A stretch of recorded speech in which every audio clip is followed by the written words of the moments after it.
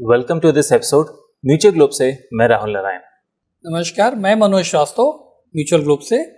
और शुरुआत करने से पहले आपसे रिक्वेस्ट है हम दोनों लोगों की कि अगर अभी तक आपने चैनल को सब्सक्राइब नहीं किया है तो प्लीज़ सब्सक्राइब करें और ज़्यादा से ज़्यादा अपने दोस्तों के बीच में इसको शेयर करें। पहला क्वेश्चन भेजा है मिस्टर कटारिया शंकर जी ने। वो कह रहे हैं, सर जैसे आपने 4 कैटेगरी के फंड्स बताए हैं, क्या लार्ज मिड कैप की जगह फोकस्ड फंड में इन्वेस्ट कर सकते हैं? कर सकते हैं। हमने फ्लैक्सी लिया और फोकस को नहीं लिया क्योंकि नॉर्मली जो हमने अपनी डेटा एनालिसिस की और काफ़ी डिटेल में की हुई है वो लगभग एक जैसे ही होते हैं, विद द ओनली डिफरेंस कि फोकस में 30 से ऊपर स्टॉक नहीं ले सकते, फ्लैक्सी में थोड़े ज़्यादा ले सकते हैं। तो फ्लैक्सी में थोड़ा और फ्लैक्सिबिलिटी मिल जाती है कि 10 और लेने हैं, 15 और लेने हैं, इसलिए वो कैटेगरी एक जैसी साउंड करती है और काफ़ी हद तक परफॉर्मेंस और उसका मूवमेंट वैसे ही है। इसलिए लार्ज एंड मिड ही रखें, फोकस तो आपका कवर हो गया फ्लैक्सी कैप में। ठीक है। नेक्स्ट क्वेश्चन भेजा है संजीव कुमार जी ने। वो कह रहे हैं, excellent analysis, it's like you are discovering hidden gems in the vast ocean. इनका एक क्वेश्चन है कि इन्वेस्को मिड कैप कैसे परफॉर्म कर रहा है कंसिडरिंग इट इज़ न्यू। दूसरा ये पूछ रहे हैं कि अगर आपको 2 मिड कैप फंड चूज़ करने होते हैं to invest for the next 10 years, कौन सा चूज़ करते हैं? और फाइनली ये मोतीलाल ओसवाल के मिड कैप के बारे में पूछ रहे हैं और उसकी जो डिस्प्रोपोर्शनेटली हाई उस समय कैश होल्ड कर रहा है उस पर कोई कमेंट हो? 2 चीज़ें हैं। पहली बात तो थैंक यू, आपको हमारी एनालिसिस अच्छी लग रही है। इन्वेस्को मिड कैप बिल्कुल लेटेस्ट रेफरेंस देखने के लिए आप एपिसोड 84 देखें और उसमें मिड कैप वाली एनालिसिस देखें, तो इन्वेस्को मिड कैप ठीक परफॉर्म कर रहा है, तो यू कैन कंटिन्यू। मोतीलाल भी ठीक परफॉर्म कर रहा है मिड कैप के स्पेस में, तो वो भी आप कर सकते हैं। अगर आप 2 मिड कैप चूज़ करने की बात कर रहे हैं तो आपका काम उससे हो जाएगा। ये जो आपका टर्म है कि 10 साल के लिए करना चाह रहे हैं, हम खुद कहते हैं आप 6 साल, 8 साल, 10 साल, मे बी मोर के लिए करें, लेकिन एक स्कीम पकड़ के या 2 स्कीम पकड़ के आप रिलैक्स नहीं हो सकते। आपको नज़र रखनी पड़ेगी, आपको हर महीने, हर 3 महीने पे कि क्या परफॉर्मेंस चल रही है। वो ठीक है, आप अगर हमारा चैनल देख रहे हैं तो आपको तो हम हर महीने एनालाइज करके दे रहे हैं, वहाँ तक तो ठीक है। बट ये नहीं सोच सकते हैं कि ये फंड चूज़ कर लिया 10 साल जाएगा। हो सकता है 10 साल नहीं, 12 साल जाए, लेकिन आपको नज़र रखनी पड़ेगी। और रही कि मोतीलाल कैश पे डिस्प्रोपोर्शनेटली ज़्यादा बैठा है, अब ये काम तो फंड मैनेजर का, उसको करने दीजिए, उसमें हम और आप कुछ कर नहीं सकते हैं, ठीक है ना। ओके। नेक्स्ट क्वेश्चन भेजा है संतोष जी ने। वो कह रहे हैं कि वो अभी थोड़ी टफ पोजीशन में हैं, इस समय मार्केट में एंटर करें कि ना करें।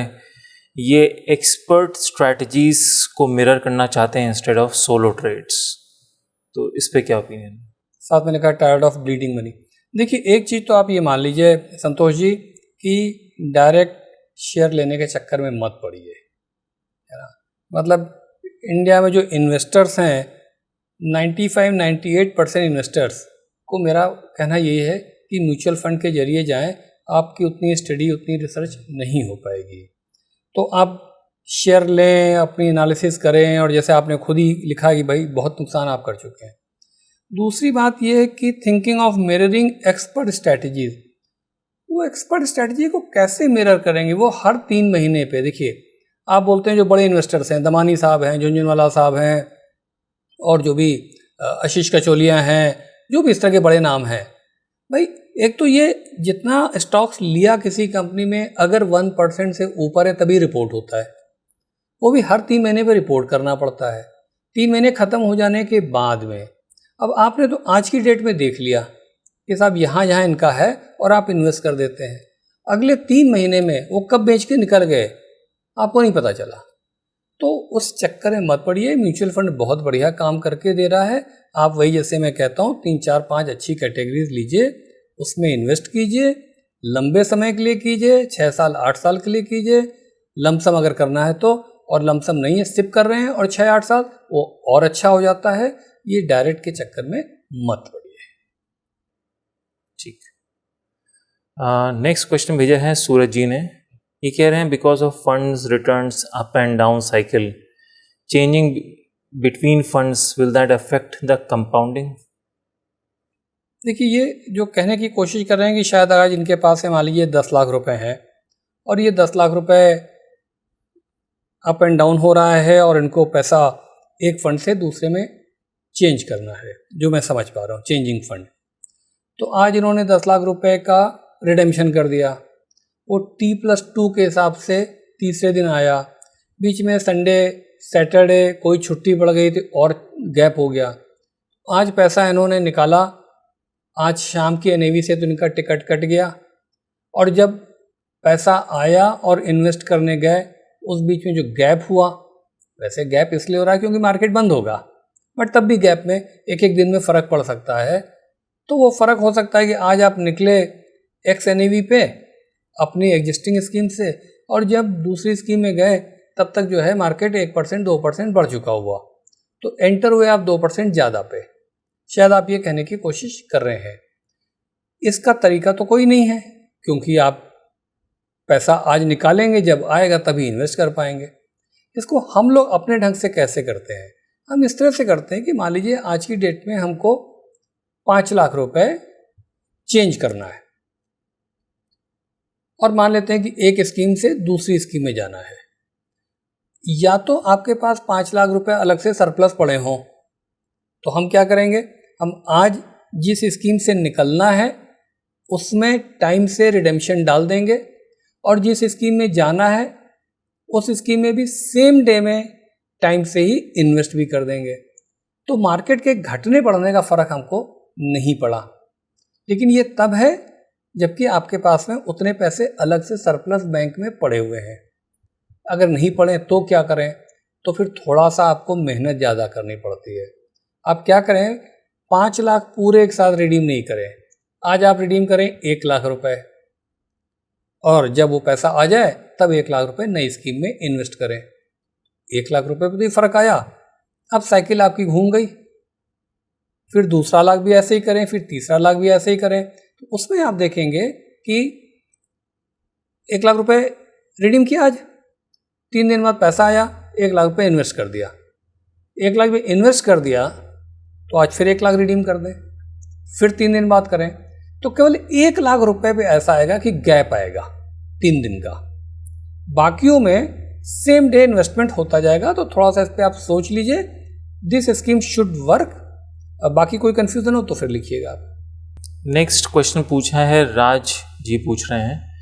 उन्होंने कहा है कि please suggest, I have investment of 50 lakhs in Quant mutual fund which is not performing well, please advise where I can invest this amount for 3 to 5 years। Okay, देखिए, एक तो आपने ये नहीं बताया कि क्वांट म्यूचुअल फंड की किस स्कीम में है, किस कैटेगरी में, ये नहीं पता।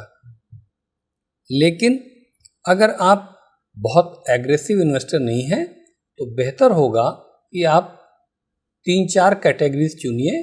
जैसे हम लोग हर बार कहते हैं, लार्ज ले लीजिए, लार्ज एंड मिड ले लीजिए, फ्लैक्सी ले लीजिए, एक कोई डिविडेंड यील्ड ले लीजिए।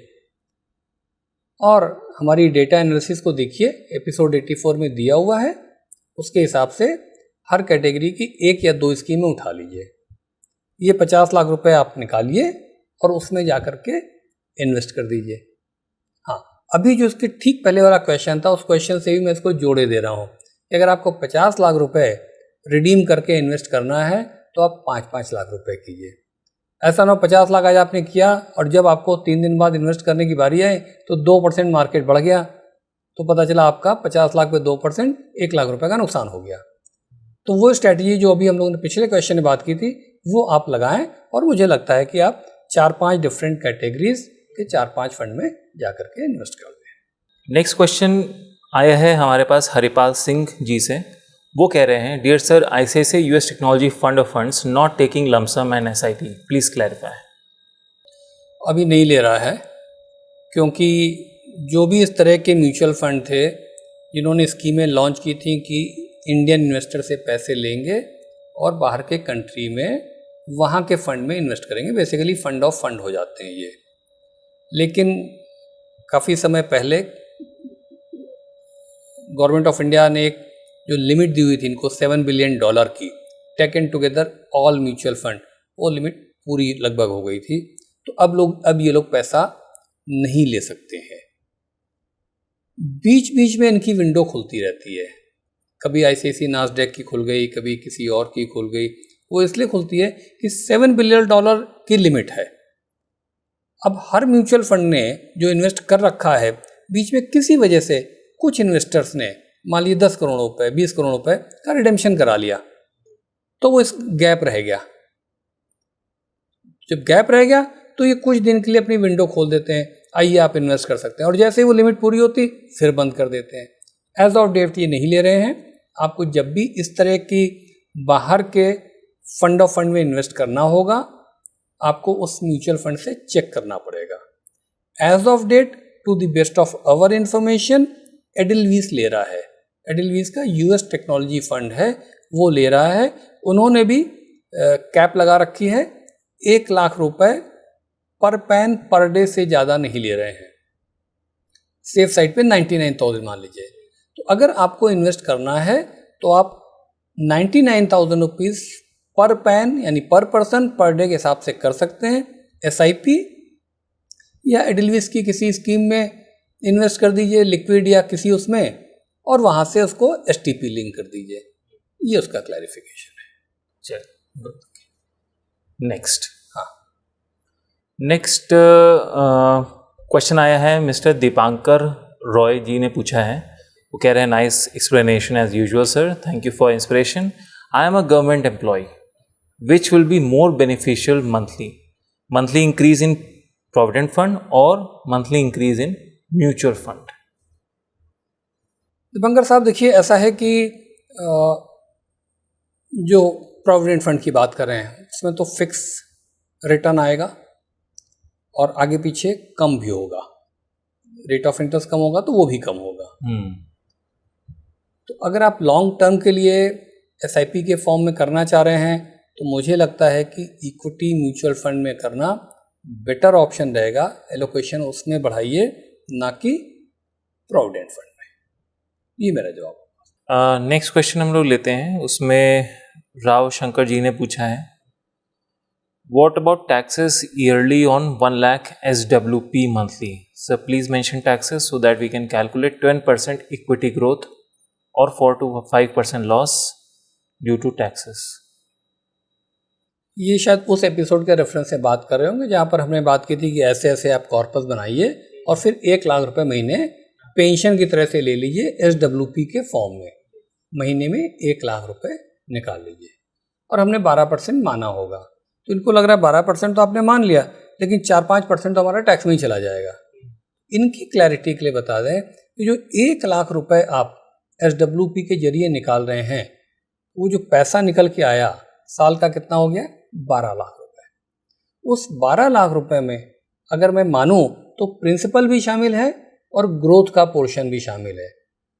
प्रिजम्पशन के लिए हम लोग 12% मान रहे हैं, तो 12 लाख पे 12% 1,44,000 रुपए, इसका मतलब उसमें ग्रोथ का शामिल होगा, कैपिटल गेन का शामिल होगा। तो कैपिटल गेन 1,44,000 रुपये। अब आप देख लें आप किस टैक्स ब्रैकेट में आते हैं। प्लस पर फाइनेंशियल ईयर पर पर्सन 1,25,000 रुपये इक्विटी के केस में वैसे भी एग्जेम्प्ट है। तो अगर आप दोनों तरह से कैलकुलेट करेंगे तो आप पे टैक्स इस एग्जाम्पल में या तो नहीं आना चाहिए या बहुत मिनिमम आना चाहिए। 4-5% का लॉस टैक्स का इसमें नहीं होगा। करेक्ट, ठीक है। तो आज के क्वेश्चंस हमारे कंप्लीट हो गए हैं। तो आज का एपिसोड हम लोग बंद करते हैं आस्क म्यूचुअल ग्लोब का।